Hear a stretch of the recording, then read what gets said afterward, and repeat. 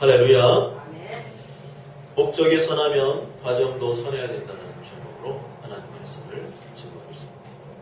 우리 믿는 사람들은 나의 삶을 통하여 하나님의 뜻이 이루어지기를 원한다고 말합니다. 또 그렇게 이루어지기를 위해서 기도합니다. 그러나 실제로는 하나님의 뜻보다 나의 뜻을 구할 때가 많습니다. 아니, 나의 뜻, 나의 소원을 그 밑바닥에 깔고 그것이 하나님의 뜻이라고 포장할 때도 적지 않습니다. 이는 우리 인간의 마음 중심이 부패하고 견고하지 못함을 보여주는 것입니다. 예레미야 17장 9절에 만물보다 거짓되고 심히 부패한 것은 마음이라 누가 능히 이를 알리오마느니라고 말씀합니다. 짐승이나 식물들은 다른 사람들을 속이거나 또 이중 플레이를 하지 않습니다. 그러나 인간만은 그 마음이 부패하여 이중적인 플레이를 할 때가 있습니다. 하나님은 이것을 보시고 만물보다 거짓되고 심히 부패한 것이 인간의 마음이다 말씀하셨습니다. 주님 계신 천국을 뜻대로 하여 좌우로 치우침 없이 똑바로 나아가야 하지만 우리는 눈에 보이는 상황과 환경에 의해 쉽게 흔들리는 연약한 존재들입니다. 다른 사람 한마디 말에 쉽게 울기도 하고 쉽게 웃기도 하는 매우 연약한 갈대와 같은 존재들입니다. 마태복음 11장 7절에 너희가 무엇을 보려고 광야에 나갔더냐? 바람에 흔들리는 갈대냐? 그러면 너희가 무엇을 보려고 나갔더냐? 부드러운 옷 입은 사람이냐? 말씀합니다. 세례요한도 처음에는 예수님이 온 인류를 구원하실 메시아임을 확신했지만 나중에는 흔들렸습니다. 예수님의 권세 있는 말씀을 들었고 한 번도 보지 못한 놀라운 기적도 보았지만 자신이 억울하게 감옥에 갇히자 마음이 흔들렸습니다. 예수님께서는 세례요한을 가리켜 여자가 낳은 자 중에 이보다 큰 자가 없다 하시면서 극찬하실 정도로 특별한 은혜를 입은 세례요한이었지만 자신의 당한 어려움과 고난 앞에서 마음이 흔들렸습니다.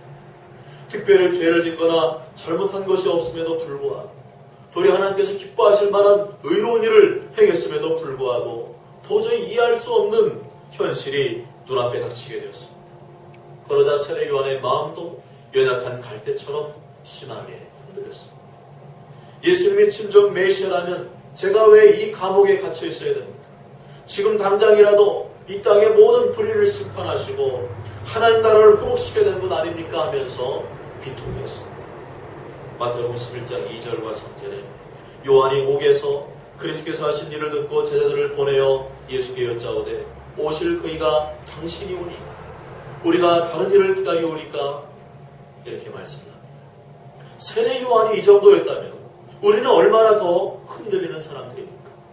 도무지 알 수 없고 이해할 수 없는 현실의 어려움과 고난 앞에서 우리는 너무도 자주 요동치고 있지는 않습니까? 이처럼 인간의 마음은 상황에 따라 자주 변합니다. 날씨처럼 변덕스럽습니다. 화장실 갈 때와 나올 때가 다르다고 하지 않습니까? 급할 때는 물불을 안 가립니다. 계속 참다가 화장실에 빈칸이 하나 딱 비기만 하면 뒤돌아 안 들어보고 아이고 하나님 감사하면서 쏜살같이 들어갑니다. 그런데 나중에 급한 일을 다 본다 하면 어떻게 됩니까? 이놈 화장실 왜 이렇게 지저분하냐? 냄새가 아주 고약해서 내가 다시는 이 화장실을 내가 안 쓴다고 그렇게 불평을 합니다. 얼마나 우리가 일상의 작은 일 속에서 금세 마음이 왔다 갔다 하는지 모릅니다. 그러면서 또 한편 위로가 되는 것은 기독교 역사상 가장 충성스러운 종이었던 사도 바울도 흔들릴 때가 있었다는 사실입니다. 연이어 닥치는 고난과 환난 그리고 본인의 죄악된 본성으로 말미암아 이따금씩 흔들리기도 했습니다. 로마서 7장 24절과 25절 보면 오라 나는 곤고한 사람이로다 이 사망의 몸에서 누가 나를 건져내랴 우리 주 예수 그리스도로 말미암아 하나님께 감사하리로다 그러즉 내 자신이 마음으로는 하나님의 법을 육신으로는 죄의 법을 섬기노라 고백하였습니다. 예수님 처음 믿을 때는 불같이 뜨겁습니다. 열정적입니다. 예배 시간이 기다려집니다. 복음을 전하지 않으면 속에서 불이나 미칠 것 같습니다. 그러나 시간이 지날수록 식어집니다. 냉랭해집니다. 사명 감당하는 일보다 내 앞가림하기에 바쁩니다. 오늘 본문 속에서도 이러한 모습이 이삭에게서 발견됩니다. 1절부터 4절까지의 말씀을 보면 이삭이 자신의 죽음이 가까움을 인식하였습니다. 그리고 맏아들 에서를 부릅니다. 너를 죽기 전에 축복하고 싶으니 사냥한 고기로 별미를 만들어 나에게 가져오라 지시를 합니다. 아버지가 장자를 축복하는 일은 이상한 일이 아니죠. 당시 족장시대는 지극히 당연한 일이었습니다. 우리나라 조선시대만 해도 그렇습니다. 유독 장자에게만은, 큰아들 맏이에게만은 특별한 권리와 축복이 주어지는 시대였습니다. 야곱이 그 장자권을 갖고 싶다 탐낼 만도 했습니다. 또한 이삭은 야곱보다 에서가 개인적으로 더 마음에 들었습니다. 에서는 활달하고 외향적이었습니다. 밖에 나가서 들에 나가서 짐승을 잡아와서 아버지에게 별미를 만들어 갖다 드렸습니다. 에서는 평소에 이처럼 아버지의 마음을 기쁘게 하는 장자였기 때문에 죽기 전에 마지막으로 마음껏 축복해주고 싶었습니다. 아버지로서 당연한 일이고 기뻐할 만한 일이었습니다. 그러나 이삭은 그보다 더 중요한 것을 잊어버리고 있었습니다. 에서가 장자라는 이유, 내가 제일 아끼는 자식이라는 인간적인 이유보다 더 크고 중요한 것을 놓치고 있었습니다. 그것은 하나님의 말씀을 기억하는 일이었습니다. 분명 에서와 야곱이 리브가의 태중에 있을 때 하나님께서 이삭에게 친히 하신 말씀이 있었습니다. 그런데 이삭은 그 말씀을 그다지 마음속에 담아두지 않았던 것 같습니다. 창세기 25장 23절에 두 국민이 내 태중에 있구나. 두 민족이 내 복중에서부터 나누이리라. 이 족속이 저 족속보다 강하겠고 큰 자가 어린 자를 섬기리라 말씀하셨습니다. 더욱이 이 말씀은 남에게 들은 것이 아니라 본인이 하나님께 기도해서 직접 들은 말씀이었습니다. 25장 22절에 그 아들들이 그의 태 속에서 서로 싸우는지라 그가 이르되 이럴 경우에는 내가 어찌할꼬 가서 여호와께 묻자온대 하고 받은 말씀이었습니다. 아내 리브가의 뱃속에 쌍둥이가 잉태되었는데 둘이 하도 심하게 밀고 당기고 싸우니까 엄마 배가 뿔뚝뿔뚝했던 것 같습니다. 그러니까 이러다 무슨 일 생기겠다 하도 근심이 되어서 하나님께 기도하며 받은 말씀이었습니다. 그런데 노년의 이삭이 그 말씀을 쉽게 잊어버리고 말았습니다. 물론 이해는 갑니다. 너무 오래전의 일이기 때문입니다. 오늘 본문에 나오는 이삭의 나이가 신학자들의 계산에 의하면 대략 137세라고 합니다. 137세면 이삭이 60세에 에서와 야곱을 낳았으니까 지금 에서와 야곱의 나이는 몇 살입니까? 77세. 아주 나이가 많은 그러한 자식들이었습니다. 하지만 그렇다고 하더라도 하나님의 말씀이 시간이 오래됐다고 해서 그렇게 잊혀져서는 안 돼요. 초등학교 국어 교과서처럼 그렇게 취급당해서는 안 되었습니다. 아무리 오래전에 주신 말씀이라고 해도 절대로 가볍게 취급당해서는 안 되었습니다. 도리어 시간이 흐를수록 그 말씀을 잊어버릴까 늘 부단히 묵상하고 되새김질해야 했습니다. 시편 기자는 이렇게 고백하죠. 시편 119편 97절에 내가 주의 법을 어찌 그리 사랑하는지요 내가 그것을 종일 작은 소리로 읊조리나이다 라고 말씀합니다. 이렇게 이삭이 하나님께 주신 말씀을 마음에 담아두지 않았다는 것은 이삭이 신앙생활에 뭔가 문제가 생겼음을 간접적으로 알 수 있습니다. 처음에는 안 그랬는데 시간이 흐를수록 하나님이 주신 말씀에 대한 애착과 사랑이 식어진 것입니다. 그 결과 큰 자가 어린 자를 섬기리라 하신 하나님 말씀을 뒤로하고 단지 옛적부터 전해 내려오는 대로 주변 사람들이 그렇게 말하는 대로 별 생각 없이 장자에게 축복을 하려고 하였습니다. 만약 이삭이 하나님 말씀을 또렷이 기억하고 있었다면 에서가 아닌 야곱을 불러서 축복을 해야 했습니다. 큰 자가 어린 자를 섬기리라. 여기서 큰 자는 에서를 말하고 어린 자는 야곱을 말합니다. 옆에서 에서가 아버지 그런 법이 어디 있습니까? 다 큰아들 장자에게 축복을 하는데 왜 동생 야곱에게 축복을 하려 합니까? 할 때 네 말도 일리가 있지만 하나님 말씀에 의하면 너보다 어린 자인 야곱을 축복하는 것이 하나님의 말씀입니다. 그렇게 하는 것이 옳다고 가르쳐야 했어야 됐습니다. 그런데 그렇지 않았습니다. 이삭은 지금 하나님의 말씀을 까맣게 잊어버리고 단지 인간적인 판단과 기준대로 에서를 축복하려고 하였습니다. 이로 인해서 하나님의 말씀이 폐하여지고 하나님의 말씀이 그르칠 수 있는 긴급한 상황이었습니다. 바로 그때 하나님께서는 리브가를 통하여 간섭하셨습니다. 이삭이 에서를 불러 내가 죽기 전에 너를 축복하겠다는 소리를 옆에서 리브가가 들었습니다. 5절에 보니까 이삭이 그의 아들 에서에게 말할 때 리브가가 들었더니 라고 말씀합니다. 리브가는 이걸 듣고 이건 아니다 그런 생각이 들었을 겁니다. 분명 하나님께서 큰 자가 어린 자를 섬기리라 말씀하시는데 지금 남편이 도대체 뭐 하는 거지? 이러면 안 되겠다. 야곱이 하나님 말씀대로 축복을 받을 수 있도록 뭔가 조치를 취해야 되겠다. 그런 생각을 가졌던 모양입니다. 그래서 얼른 야곱을 불렀습니다. 야곱아 잘 들어라. 형 에서가 아니라 네가 아버지 축복을 받아야 되니까 내가 지금 하는 얘기를 잘 듣고 실천해라. 가서 염소에게 2마리를 잡아오고 그러면 내가 그릇으로 별미를 만들 테니까 그럼 아버지에게 갖다 드리고 네가 그 축복을 받아라. 이것이 6절부터 10절까지의 내용입니다. 하지만 야곱은 꺼림칙했습니다. 형은 자기와 달리 털이 복실복실한 사람이었습니다. 그런데 만일 아버지가 자기의 손을 만졌는데 털이 없고 매끈한 것을 보게 되면 분명 너 야곱이 아니냐 하면서 불통이 날 것이라고 생각을 했습니다. 오히려 보건고사하고 저주를 받게 될 것이라고 말을 했습니다. 그러자 리브가는 13절에 내 아들아 너의 저주는 내게로 돌리리니 내 말만 따르고 가서 가져오라 이렇게 말합니다. 리브가는 아주 담대했습니다. 전혀 머뭇거리지 않았습니다. 정말 야곱의 말대로 보건고사하고 저주도 받을 수 있는 상황이었지만 리브가는 어디서 그런 담대함이 나왔는지 그런 거 생각하지 말아요. 내 말만 따라라. 그렇게 확신 있게 얘기했습니다. 지금 하는 일은 저주받을 일이 아니라 도리어 하나님 말씀을 이루는 일이라는 확신이 있었던 것 같습니다. 그렇게 하여 야곱에게 에서의 옷을 입히고 염소에게 가죽을 야곱의 손과 팔목에 목에 입혔습니다. 그리고 야곱은 리브가가 요리한 음식을 들고 아버지 이삭에게로 들어갔습니다. 그리고 너무나 능청스럽게 야곱은 마치 자신이 에서인 양 연기를 하기 시작했습니다. 잠시 후 이삭이 야 에서야 어떻게 이렇게 빨리 짐승을 잡았냐?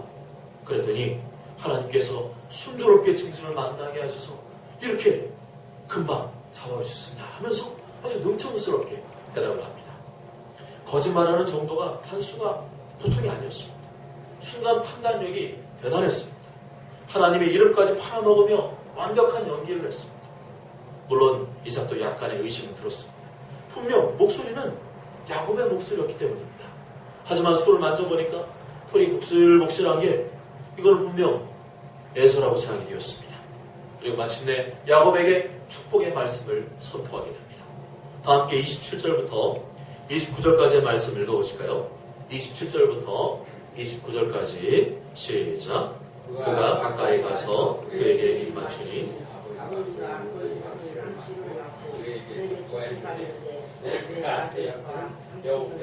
복 주신 밭에 향치로다.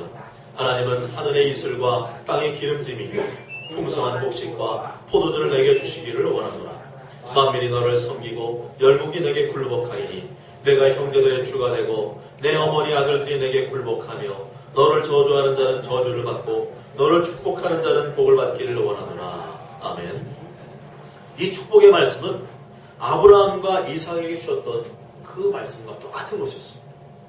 하나님은 아브라함에게 창세기 12장에서 내가 너로 큰 민족을 이루고 내게 복을 주어 내 이름을 창대하게 하리니 너는 복이 될지라.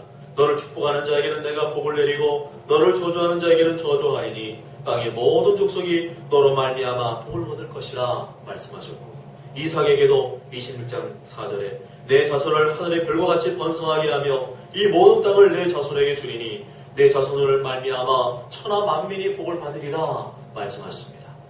하나님의 약속의 말씀이 아브라함에게 그리고 이삭에게 그리고 야곱에게 주어지는 장면이었습니다. 그리고 큰 자가 어린 자를 섬기리라 하신 그 예언의 말씀이 성취되는 순간이었습니다. 하마터면 이삭의 인간적인 실수와 잘못된 판단 때문에 하나님 말씀이 폐하여지고 하나님 말씀에 대한 신실성이 의심받을 수 있는 상황이었습니다. 그러나 하나님께서는 리브가와 야곱을 통하여 간섭하셨고 마침내 당신의 예언하신 말씀이 이루어지게 하셨습니다. 할렐루야. 이처럼 하나님의 말씀은 정확하십니다. 하나님의 말씀은 그 누구도 피할 수가 없습니다. 한번 내뱉으신 말씀은 반드시 이루십니다. 잠시 그 과정 속에서 악한 영적 세력과 여러 인간적인 회방과 방해가 있을 수는 있지만, 그리고 닥치는 어려움과 고난이 있을 수는 있지만, 마지막에는 반드시 그 말씀을 이루시는 줄 믿으시길 바랍니다. 마태복음 5장 18절에 진실로 너에게 이르노니 천지가 없어지기 전에는 율법의 1.1획도 결코 없어지지 아니하고 다 이루리라. 예레미야 33장 2절에 이를 행하시는 여호와 그것을 만들며 성취하시는 여호와 그 이름을 여호와라 하는 이가 이와 같이 이르도다. 아멘. 그러나 오늘 리브와 야곱이 이 말씀을 이루기 위해 보여준 모습은 결코 인정할 수 없습니다. 비록 리브가가 하나님의 말씀을 이루겠다는 선한 동기와 목적을 가지고 있었다 할지라도 그 과정과 방법은 분명 잘못된 것이기 때문입니다. 창세기 19장 보면 소돔과 고모라를 하나님께서 심판하시는 장면이 나옵니다. 불과 유황으로 소돔과 고모라를 심판하셨습니다. 그때 먼저 하나님께 두 천사를 보내서 아브라함의 조카 롯과 그 가족을 구원해 주십니다. 그리고 마지막으로 살아남은 이 두 딸이 자손의 번식을 위해서 고민을 합니다. 우리 아버지는 늙으셨고 온 세상의 도리를 따라 우리의 배필될 사람이 이 땅에는 없으니까지는 괜찮았습니다. 동기와 목적은 선하고 합당한 것이었습니다. 어떻게 하면 우리 다음에 후손들을 번식할 수 있을까? 좋은 거죠. 그러나 우리가 우리 아버지에게 술을 마시게 하고 동침하여 우리 아버지로 말미암아 후손을 이어가자부터는 잘못되었습니다. 과정과 방법이 선하지 못하였습니다. 제가 며칠 전 판교에 있는 교회에 볼 일이 있어서 다녀왔습니다. 제가 찾아가려고 하는 교회에 거의 다 도착했을 무렵이었습니다. 우측에 있던 차량이 갑자기 제 앞으로 깜빡이도 켜지 않고 휙 뛰어들었습니다. 저는 그 브레이크를 확 잡았습니다. 그리고 잠시 후에 그 차가 1차선으로 붙어서 가는 것이었습니다. 그러다가 2차선에 있던 시내버스가 출발하자 다시 2차선 제가 있는 쪽으로 복귀하면서 제 차와 부딪힐 뻔했습니다. 물론 깜빡이도 안 켜고 무조건 뒤밀었습니다. 아주 무례했습니다. 저는 놀라서 급브레이크를 잡았습니다. 그런데 그 사람은 전혀 미안하다는 신호도 보내지 않았습니다. 기분이 좀 언짢았습니다. 그런데 더 황당한 것은 제가 가려고 했던 그 교회 주차장으로 그 차가 들어가는 것이 아니겠습니까? 저는 그 운전하신 분 때문에 기분이 상한 것이 아니라 그분이 크리스찬이라는 사실에 더 마음이 무거워지고 화가 났습니다. 저런 매너로 운전하면서 교회 다닌다고 하면 다른 사람 볼 때 뭐라고 할까? 교회 다니는 사람들을 죄다 싸잡아서 욕하지 않을까 하는 염려가 먼저 되었습니다. 차를 몰고 목적지를 가는 일은 좋은 일입니다. 그러나 거기까지 가는 과정 중에 다른 차들에 대한 예의나 질서를 무시하고 운전한다면 그것은 결코 칭찬받을 수 없습니다. 아무리 목적과 의도가 선하할지라도 그 과정과 방법이 선하지 못하다면 그것은 하나님의 영광을 가리우는 행위요, 하나님의 영광을 땅바닥에 내동댕이 치는 행위라고 할 수 있습니다. 교회에 대한 이미지가 예전보다 많이 안 좋아졌습니다. 그 이유는 교회가 좋은 일을 안 하기 때문이 아닙니다. 사회복지나 구제 훨씬 많이 합니다. 다른 종교나 기관에 비해서 통계로 봤을 때 3배 이상 월등히 많이 합니다. 그러나 교회에 대한 이미지는 좀처럼 나아지지 않고 있습니다. 그 이유는 제가 볼 때 이 과정에 문제가 있다 생각이 됩니다. 사회복지와 구제를 하는 일은 좋은 일이고 선한 일이고 하나님 기뻐하시는 일이지만 그 과정 속에서 깨끗하지 못하고 매너가 없고 무례하다면 과연 그것을 보고 세상 사람들이 박수치고 인정해 줄 수 있겠습니까? 아니죠. 교회가 구차하게 생생낸다고 그렇게 손가락질을 겁니다. 뭐 좋은 일 한다 그러면서 저런 식으로 막 사람 기분 나쁘게 하고 말이지. 저렇게 막, 그죠? 눈속이 마음에서 하고 말이지. 이건 아니야. 세상 사람들은 우리가 생각하는 것보다 교회에 훨씬 더 많은 기대를 하고 있습니다. 도덕적으로나 윤리적으로나 젠틀하고 깨끗하게 원합니다. 뭔가 세상과 다른 그런 것들을 보기 원합니다. 교회가 선한 사업에 힘을 쓰는 것은 당연하지만 그 과정이 본인되지 못한다면 도리어 욕을 먹을 수 있습니다. 우리가 조금만 신경 쓰고 조금만 더 매너와 질서를 지키면 충분히 커버할 수 있는 일인데 그런 사소한 것들을 무시하고 가니까 문제가 되는 겁니다. 리브가와 야곱은 하나님 말씀을 이루고자 하는 선한 의도와 목적을 가지고 있었습니다. 그러나 그 방법은 타인에게 분노를 일으킬 만한 것이었습니다. 야곱의 교활한 속임수와 연기는 하나님께서 결코 기뻐하시지 않는 것이었습니다. 그로 인해서 어떤 일이 벌어지게 되었습니까? 그 형 에서가 이를 갈면서 복수의 칼을 갈게 되었습니다. 41절에 그의 아버지가 야곱에게 축복한 그 축복으로 말미암아 에서가 야곱을 미워하여 심중에 이르기를 아버지를 곡할 때가 가까웠은즉 내가 내 아우 야곱을 죽이리라. 분명 좋은 일 아닙니까? 축복하는 일이었습니다. 그리고 동생이 축복을 받았습니다. 그냥 겉으로 볼 때는 문제가 없는 것 같죠. 그렇지만 이 야곱의 그 교활한 속임수와 간교한 잔꾀가 에서가의 눈에 포착이 되었습니다. 그것을 보고 불이 나서 아버지가 죽으면 너는 이제 가만히 그래서 에서가 복수의 칼날을 갈게 되었습니다. 창세기 4장에 보면 가인이 자신의 예배는 받지 않고 아벨의 예배만 하나님께서 받으시니까 심기가 불편했습니다. 안색이 변하며 분노했습니다. 가인은 이때 자신의 잘못을 뉘우치고 돌이키기보다는 동생을 죽여버리겠다는 마음을 품었습니다. 하나님께서 이를 보시고 죄가 눈앞에 엎드려 있다. 죄가 너를 원하지만 너는 죄를 다스려라. 그렇게 경고하셨습니다. 이때 가인이 회개하며 돌이켰더라면 불행한 일이 생기지 않았습니다. 그러나 가인의 생각을 굽히지 않고 자신의 생각을 굽히지 않고 동생 아벨을 들여서 쳐 죽였습니다. 그 결과 가인은 땅의 수산을 얻지 못하고 이리저리 피하며 유리하는 자가 되었습니다. 하나님은 인간의 죄악과 허물을 용서해 주십니다. 인간은 죄를 지을 수밖에 없는 연약한 존재이기 때문입니다. 하나님의 아들 예수님께서 이 땅에 오신 이유도 바로 우리의 죄악을 대신 담당해 주시기 위함이었습니다. 이사야 53장 6절에 우리는 다 양 같아서 그릇 행하여 각기 제 길로 갔거늘 여호와께서는 우리 모두의 죄악을 그에게 담당시키셨도다 말씀합니다. 그러나 한 가지를 기억해야 합니다. 그 누구라도 한 앞에 나아가 회개하면 용서해 주시지만 그에 대한 책임은 인간이 져야 한다는 사실입니다. 자신이 저지른 죄로 인해 발생한 책임까지 없애주지는 않으십니다. 야곱이 아버지를 속여서 자신이 원하는 축복을 받았으나 그로 인해 에서가 분노하게 되었고 야곱을 죽이기 위한 복수를 계획하게 되었습니다. 형제지간이 원수지간이 되었습니다. 관계가 파괴되고 끊어지게 되었습니다. 사랑하는 여러분, 우리는 우리 인생을 통하여 나의 뜻이 아닌 하나님의 뜻을 이루는 사람이 되어야 합니다. 성경 말씀을 이루는 사람이 되어야 합니다. 복음을 증거하며 이웃을 섬기는 자들이 되어야 합니다.